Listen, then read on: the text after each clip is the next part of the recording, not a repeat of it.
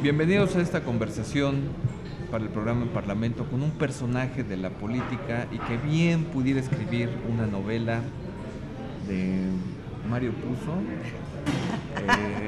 de Daniel Steele, no sé, con la licenciada y abogada Purificación Carpinteiro, que tiene una trayectoria muy interesante, que tiene un asunto muy interesante, del cual nos vamos a enterar en un momento. Pero ha sido una alta ejecutiva de empresas muy importantes, de Telefónica aquí en México, de la empresa Dell. Una empresa brasileira de telecomunicaciones en Brasil, MCI Communications en Washington, D.C. Y en la década de 1995 estuve con Grupo Iusacell un par de años, ¿no? Cuando Grupo Iusacell tenía una presencia muy relevante en el mercado. Recordarás que tenía aproximadamente el 40% del mercado. Así es. Pero todavía tiene otro atractivo más como personaje de novela. ¿Fuiste compañera en la Libre de Derecho de Felipe Calderón? Sí. ¿Y de algunos otros?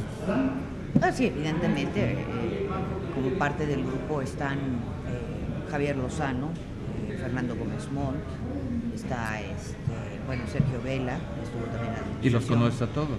Villalpando, que en realidad Villalpando era más bien maestro.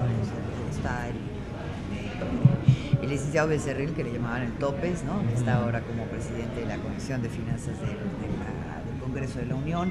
Sí, o sea, realmente la Libre es una escuela que es muy pequeña, estamos hablando de que no habrá más de 500 alumnos, ¿no? Y pues todas las generaciones como que se conocen, ¿no? Todos, y se integra una comunidad que es generalmente muy cerrada, ¿no?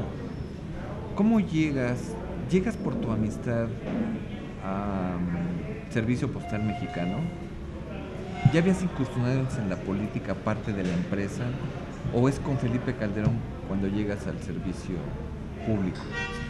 Yo trabajé en Brasil durante prácticamente 7 años con la empresa brasileña de telecomunicaciones, la mayor empresa de telecomunicaciones de Brasil, donde por cierto me reencontré con Felipe porque en alguna ocasión, con el presidente Calderón, porque en alguna ocasión el presidente Fox hizo una visita oficial y entonces él era parte de todo lo que era la gente, ¿no? Que le estaba acompañando, ¿no?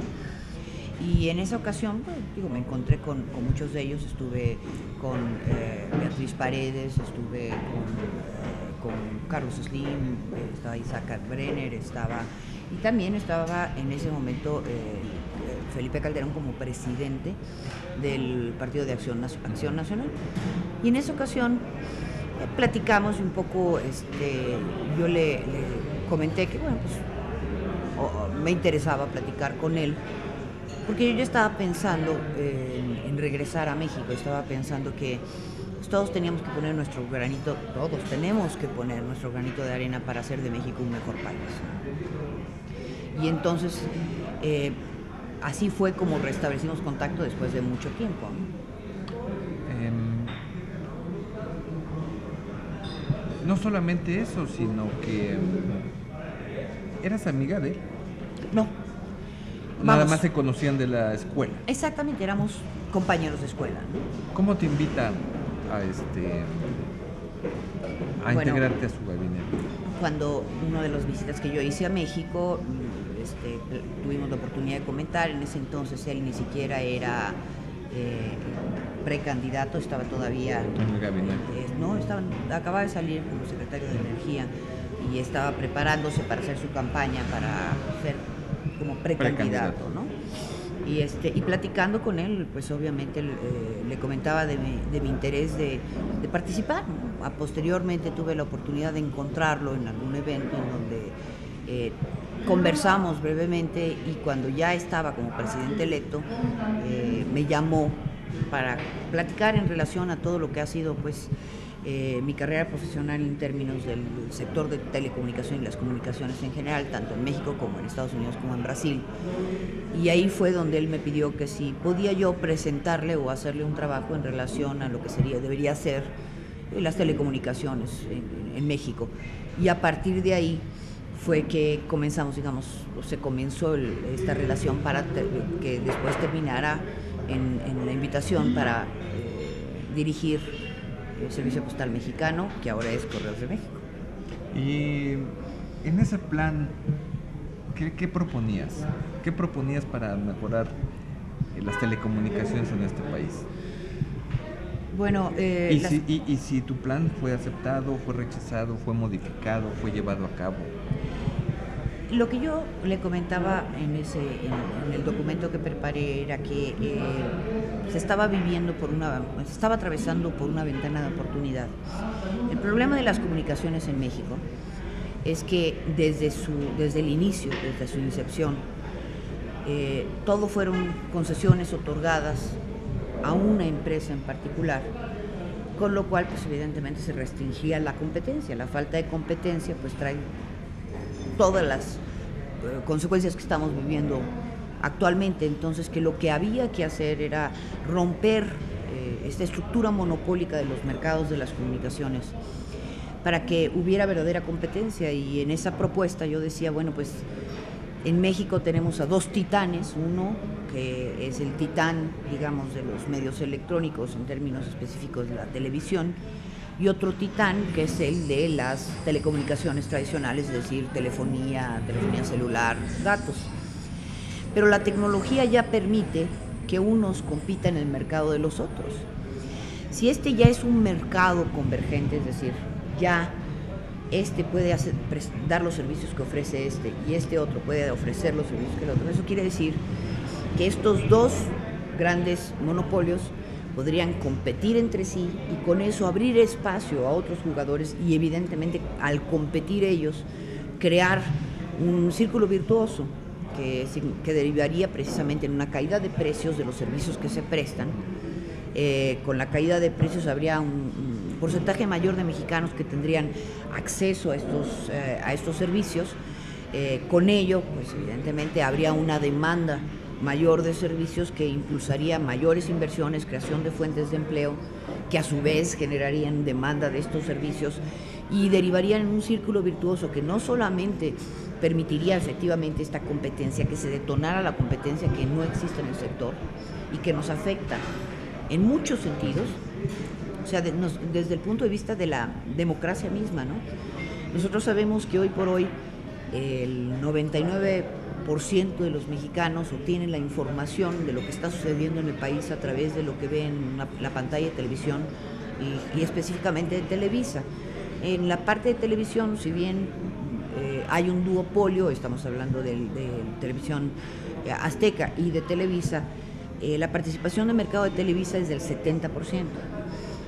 Y Televisión Azteca pues está muy cómoda en su 30%, eso quiere decir que 70% de los mexicanos pues solamente saben de la realidad o la realidad que les pinta Televisa, o los otros la realidad que les pinta Televisión Azteca, que no es la realidad en sí. Es decir, desafortunadamente todos los que estamos, o todos los de nuestra generación y las generaciones futuras, inclusive las anteriores, son generaciones Televisa, de educación Televisa, nos hemos criado y nos formamos con la cultura Televisa, ¿no? Y bien y mal, pues el hecho es de que esto ha llevado precisamente a que seamos una población generalmente iletrada, que no lea y no se interese por la lectura, que no se trate de informar a través de los medios escritos o de otras fórmulas, que no sea tal vez el anuncio digerido que pueda hacer cualquier comentarista de noticias de cualquiera de estas televisoras. Y eso tiene un impacto a nivel de la democracia muy importante, porque sabemos que si te apagan de la pantalla como político, no existes. El poder fáctico que ellos representan es enorme y hace y doblega a los poderes del Estado.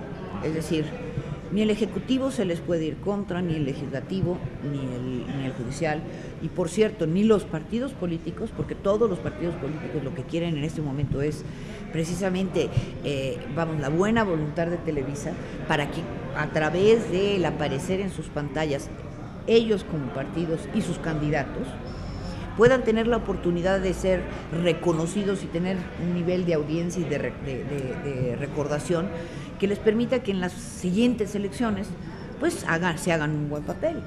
Yo me pregunto si alguien pudiera cuestionar en este momento si los partidos políticos no están precisamente, concediéndole todo lo que se puede a Televisa, a sabiendas de que pues este año es un año importante en términos de las elecciones a gobernador, a las gobernaturas que van a estar abiertas. Tenemos elecciones en 15 estados. 15 estados. La mitad del país. Entonces, exactamente.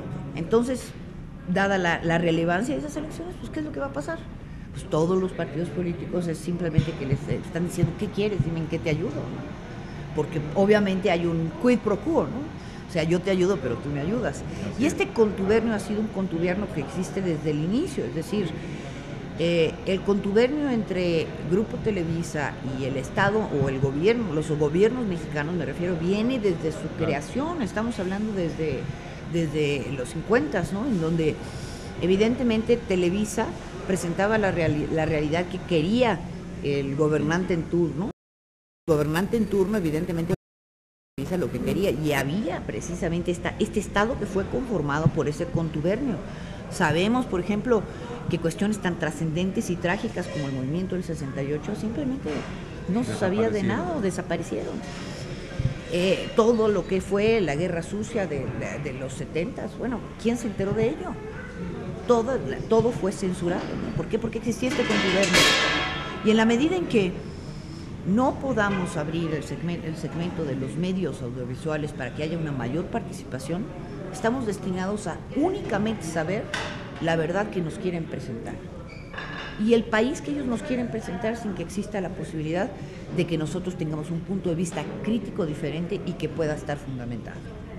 ¿Tú crees que la llegada de más canales o de cadenas a Sky, que es del monopolio, Cablevisión, que es del monopolio, le dé la posibilidad a la población de tener otro parámetro, otra medición?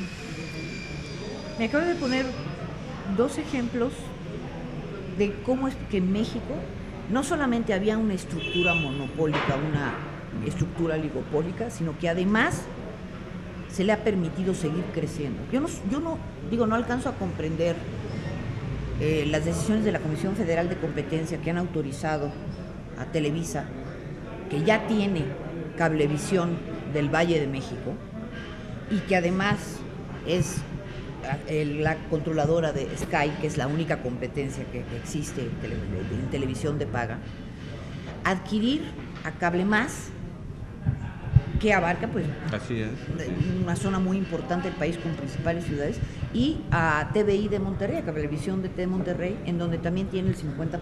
O sea, ¿cómo es posible que una comisión que está precisamente creada para evitar las concentraciones económicas haya autorizado que precisamente se diera esa concentración en un mercado